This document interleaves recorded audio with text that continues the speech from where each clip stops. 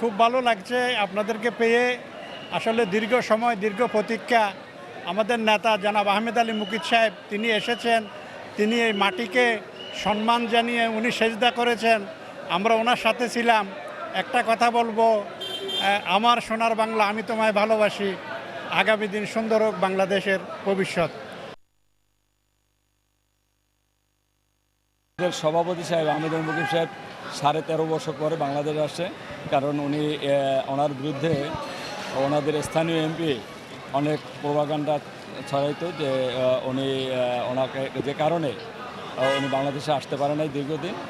তো আমি ব্যক্তিগতভাবে আমি এই স্বৈরাচার বিরোধী আন্দোলনে সক্রিয় ছিলাম। আমি 5 তারিখে বাংলাদেশে ছিলাম, এই আন্দোলনের রাজপথে ছিলাম।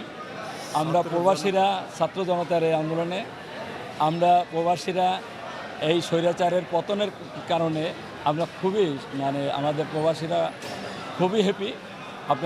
আমার দেশের মাটিতে আমরা পদার্পণ করেছি। আমিও আপনারা জানেন এই দল করাতে 2 বার সৌদি আরবে জেলে গিয়েছি। জেল থেকে অনেক কষ্টর পরে আমি জেল থেকে মামলা শেষ করেছি।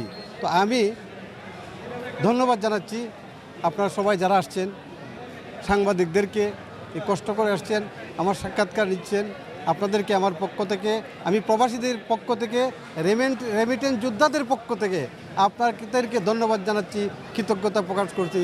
এখন আমরা সবাই মিলে দেশ গড়ার চিন্তা করব ইনশাআল্লাহ। আগামী দিনে একটি সুন্দর বাংলাদেশ হবে, আর ভয় থাকবে না, ভীতি থাকবে না ইনশাআল্লাহ। আপনারা ঘরে থাকতে পারবেন। সবাইকে ধন্যবাদ। আসসালামু আলাইকুম ওয়া রাহমাতুল্লাহি ওয়া বারাকাতুহু।